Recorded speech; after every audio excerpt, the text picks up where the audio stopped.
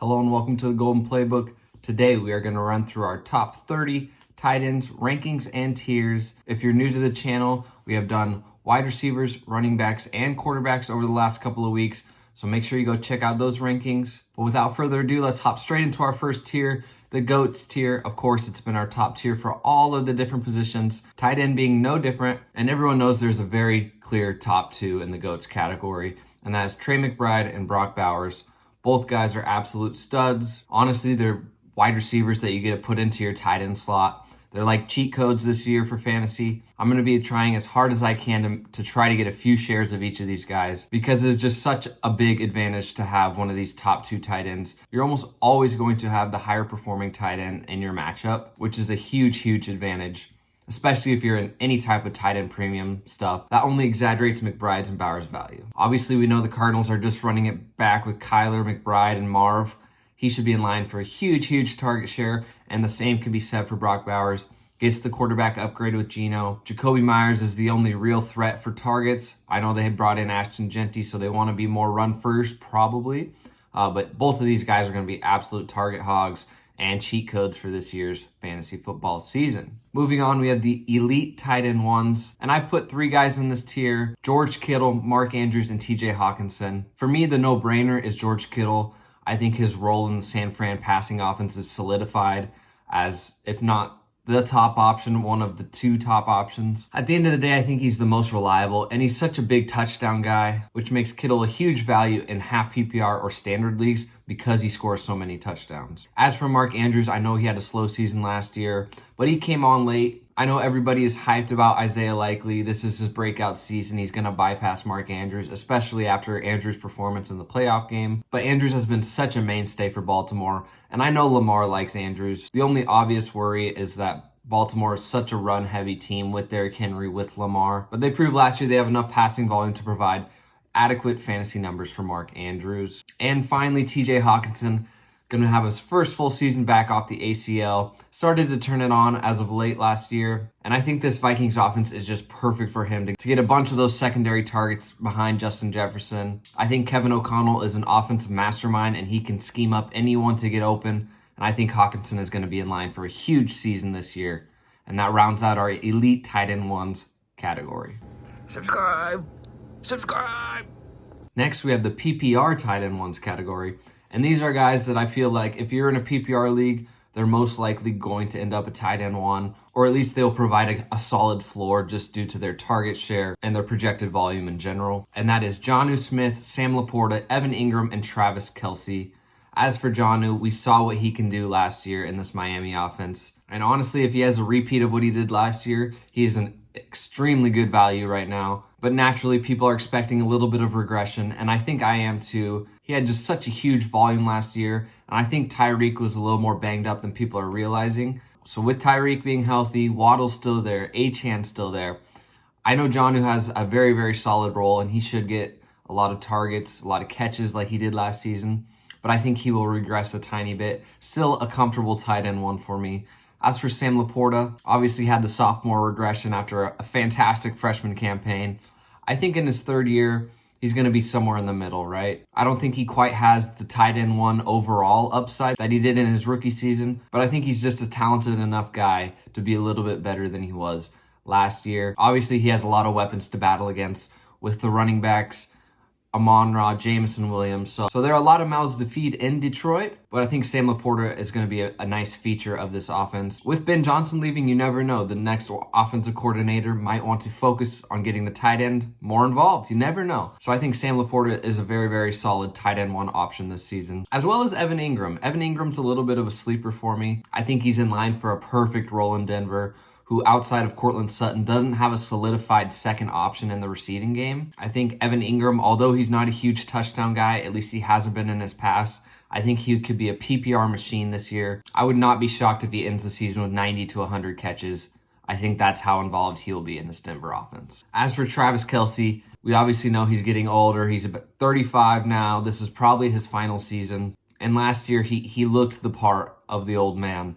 But at the end of the day, it is Travis Kelce. Patrick Mahomes is his quarterback, and Andy Reid is dialing up the plays. I think we'd be crazy to rank him outside of our top 10 tight ends. No matter what the circumstances are, it is Travis Kelce, right? However, I think this year he's going to have more battle for targets than he ever has, with Rashi being healthy, Xavier Worthy kind of coming into the fold a little bit, and a lot of those ancillary receivers like a Juju Smith-Schuster and those kind of guys. But I think Travis Kelce will have his role. My only worry is that they kind of slow play him and try to save him for the playoffs like it felt they were doing last year. So if I have a team where I'm drafting some Travis Kelce, I'm going to want another solid backup option in case he starts off the year slow like he did last year. Next, we have the Fringe. I think these guys definitely have tight end 1 upside. And outside of one of them, I think they have top 5 upside just based off their projected role and what they've kind of done in the past. I think this is a very underrated range for the tight ends. I think a lot of these guys could outperform their ADP in current rankings.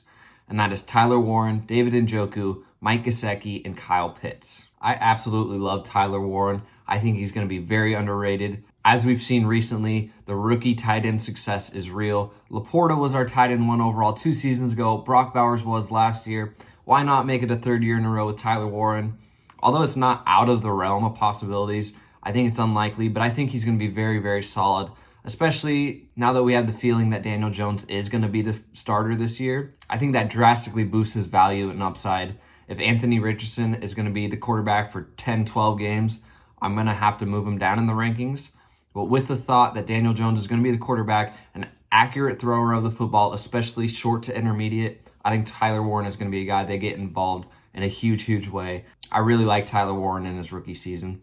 As for David Njoku, this is a guy who has just been doing it year in, year out, quietly, not so quietly. It doesn't matter. The only concern with him is the quarterback situation, and the Browns are obviously a projected bad offense. If you told me Joe Flacco was going to be the Browns quarterback for 17 games, I think David Njoku would be an elite tight end 1 this season. Based off what they did 2 seasons ago, Flacco and Njoku's connection was unreal. Njoku was a top 3 tight end during that time. But with that being said, it's very, very unlikely that the Browns turn to Joe Flacco for the full season. And that uncertainty is why he finds himself in the fringe, although Njoku is absolute baller when he's on the field with a solid quarterback. And Mike Gesicki is perhaps the tight end I am most bullish on this season. The new deal he signed in the offseason is pretty solid money. We're talking like get a guy really involved type money for a tight end. I was honestly a bit shocked when I saw how much he signed for, which means the Bengals really want to use him, right? We know the Bengals are pushing all their chips in on offense. Screw defense, we don't care. Jamar Chase, T. Higgins, Mike Gesicki, Chase Brown.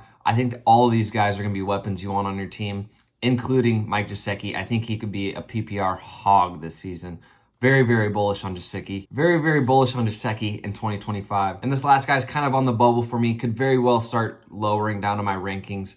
Definitely a guy I'm not super excited to draft, and that is Kyle Pitts. But the situation alone is what puts him in the fringe category. Obviously, top 5 draft pick, blah, blah, blah, blah. If he was truly elite, we would have seen it by now. But with that being said, outside of Drake London and Bijan, Kyle Pitts should be the 3rd weapon. I know I've been high on Darnell Mooney, but honestly, Kyle Pitts should have a role. So maybe Michael Penix is the quarterback that kind of unlocks and unleashes Kyle Pitts, and I'm willing to throw a couple dart throws on him and take that bet before it happens. So although I'm not as bullish on Kyle Pitts as I am the other guys in this tier, I think his situation alone could return some good value for you. Our next tier, the tight end 1 upside tier, is our largest tier of the group. And these are guys that, yes, they do have top 12 tight end upside, but I'm not really expecting it. I wouldn't be shocked if they end up top 15, top 12, but like I said, probably not going to happen. And that is Colston Loveland, Tucker Kraft, Zach Ertz, Brenton Strange, Jake Ferguson, Dallas Goedert, and Terrence Ferguson. Colston Loveland, obviously a rookie. The only reason I'm not as high on him as I am Tyler Warren is how crowded the Chicago receiving room is. DJ Moore, Rome Odunze, Luther Burden, Cole Kmet, and another tight end. It's just very, very crowded. I don't know where Loveland quite fits in yet, which is why I'm a little lower on him. I think he could have an excellent career. Honestly, he could have an excellent season, and I could be totally wrong. But there's just too many mouths to feed at this moment. That's why he finds himself down in this tier. Same reason for Tucker Kraft. Green Bay has a million wide receivers, and there's just not a clear-cut role. Who's the wide receiver 1? Who's the wide receiver 2? Who's getting the target share? It is just so muddled because they have so many like mediocre bodies in the room. There's no alphas that are seeming to take over. With that being said, Tucker Kraft seems to produce at a solid clip the last couple of seasons, so I would not be shocked if he ends up a tight end 1. Next, we have Zach Ertz, who just came out of nowhere last year. We were not expecting him to have the season he did in Washington, obviously. And with that being said, it feels like everyone is out on him, but nothing's really changed. Of course, he's gotten a year older, so although it would be shocking Ertz repeats what he did last year, it's not out of the realm of possibilities, so I think he's a very solid back-end tight end 1, high-end tight end 2 option. As for Brenton Strange, this is another guy I'm pretty bullish on this year. I think he is stepping into a huge role as the new Jags tight end 1 now that Evan Ingram left for Denver. We saw just how involved Ingram was as Jags tight end 1, and when Ingram was out, Strange was very, very solid in his limited time. Proved to be a go-to guy behind Brian Thomas for Trevor Lawrence. I think he's a very, very sneaky play with some good upside this season. I love Brenton Strange. As for Jake Ferguson, this was a guy I was high on last year. Obviously did not pan out. But now that we have a healthy Dak Prescott back, this Cowboys passing game is something you're going to want a piece of. Obviously, the most coveted piece would be CeeDee Lamb or George Pickens, but I think Jake Ferguson is going to be a busy, busy guy. And we know Dallas has yet to get a stud running back to lean on since Zeke left. So I think they're going to remain a top passing volume team in the NFL. I think Jake Ferguson is in line for a very solid season. As for Dallas Goedert, he is one of the least sexy tight end picks per usual, right? We know it's a low pass volume offense, and he's the third option behind A.J. Brown and Devontae Smith. You kind of know what you're getting with him, right? 4 catches for 45 yards. If you get a touchdown, you're lucky. Certainly not a sexy pick, but can provide a solid floor for you. And Terrence Ferguson, a guy I'm definitely higher on than ADP. I think he's going to have a breakout season. It might take until the second half of the season to do so, but I think he's going to bypass Tyler Higbee to become a go-to guy for Matthew Stafford. And we have seen year in and year out that Matthew Stafford loves to hit his tight end. I think this LA Rams offense is going to be a powerful attack. They've got a ton of talent with Puka and Devontae, obviously. And I think Terrence Ferguson's going to end up taking over the starting tight end role and be a guy down the stretch, possibly a league winner. For our next tier, we have our streaming tight ends.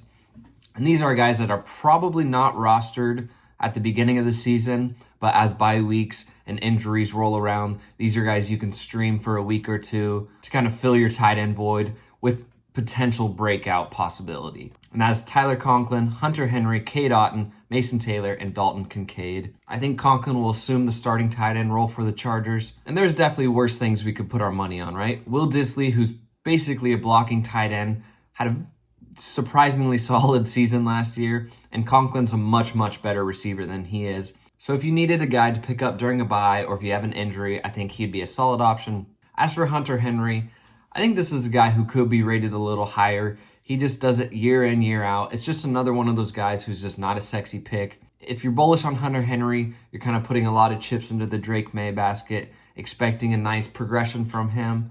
And to be honest, there's a lot to shake up as far as target share for New England. I wouldn't be shocked if Hunter Henry was one of the leading couple of target getters. Of course, Stephon Diggs, rookie Kyle Williams. There's a lot to be figured out there. So if you're betting on Hunter Henry, you're betting on a Drake May progression, which I don't hate. I like Drake May this year. Moving on, we have Cade Otton. Obviously, a very crowded Tampa Bay receiving room as well. Evans, Godwin, Igbuka, McMillan. So we just have to see what Otton's role is. Is he going to carve out a nice target share for himself? Last year, it took for injuries to Evans and Godwin for him to kind of become the fantasy stud that he was for a few weeks. And when Evans returned, he then kind of faltered back to his normal streaming tight end self. So I think he could be a solid stream, especially if an injury were to happen to his receiving room. Next, we have rookie Mason Taylor. Should be the starting tight end for the New York Jets. And Justin Fields showed us last year, he likes to hit the tight end. Freiermuth was playing very solid when Fields was at quarterback. So I could see Mason Taylor being a solid floor guy. Just nothing too exciting at this point. And then Dalton Kincaid. This is the last chance for Kincaid to really see if he can carve a rollout for this Buffalo team. I felt like he was a talented guy coming out of Utah, but he has yet to prove himself and flash in the NFL. Perhaps this is the season and we're too low on him, but I'm just kind of believing what I'm seeing so far. and he's just a streaming tight end at this point. And to our last and final tier, the deep stream tight ends tier. This is a group of guys that are definitely not drafted. And if you're in a real pinch during bye weeks or injuries, you could pick these guys up. But the likelihood of them being studs for you or kind of turning into something of real value is much lower than the stream tight ends tier. And that is Cole Kmet, Pat Freiermuth, Theo Johnson, Jatavian Sanders, and Dalton Schultz. All right, Cole Kmet, same reasoning as Colston Loveland. A lot of mouths to feed, and Kmet is likely going to be the backup to Loveland. I know they're going to want to run 2 tight end sets and all this blah, blah, blah. I just don't see a world where Cole Kmet can find himself enough targets to be fantasy relevant that much this season. As for Pat Freiermuth, with the Aaron Rodgers signing, he could rise up our rankings a little bit simply due to the lack of bodies there. Outside of DK Metcalf, it's pretty thin. We have to see if they sign someone like a Keenan Allen or just another wide receiver to give them a little more depth. But if they don't, Pat Freiermuth definitely will have to shoot up our rankings. He would be in line for a solid target share, and we know Rodgers is not shy to throw the ball to the tight end. He's shown that in years past. Even made guys like Robert Tonyan become fantasy relevant for a season. So Pat Freiermuth is a guy to keep an eye out for. Theo Johnson should assume the starting tight end role for the New York Giants. Russell Wilson, another guy who likes to throw the ball to the tight end. We just have to see if he makes that progression in year 2 for Theo Johnson. But he could carve himself a nice little role. As for Jatavian Sanders, Panthers tight end Tommy Tremble did have a back surgery, I believe. So he is supposed to be out for a while, kind of an unknown extended period of time, which really opens the door up for Jatavian Sanders, who did show flashes last year with Bryce Young. And I really think Jatavian Sanders could be a deeper sleeper this season. I would not be shocked if he's a guy who becomes fantasy relevant by week 5, week 6. So keep an eye out for him. And then last guy in this deep stream tight ends, Dalton Schultz. He's a guy who's very similar to Dallas Goedert, and you know what you're going to get from him. If you're betting on Dalton Schultz, you're betting on an increased passing volume from Houston and kind of a CJ Stroud to get back to his rookie season type vibe. And although that's not out of the realm of possibilities whatsoever, this is not a good click or a good feeling to draft Dalton Schultz. So he's in my deep stream tight ends category. There you have it. There are my tight end tiers for the 2025 season. Let me know who I'm too high or too low on, or a guy you're bullish on this season. Let me know down in the comments. While you're down there, make sure you hit the like button and subscribe for me. That would be much appreciated. Like I said earlier, if you haven't gone and seen the wide receiver, running back, quarterback videos, go ahead and check those out. I'll put one of them right here for you to click on. With that being said, thank you guys so much for watching. Thank you for the support, and we'll catch you on the next one. Peace.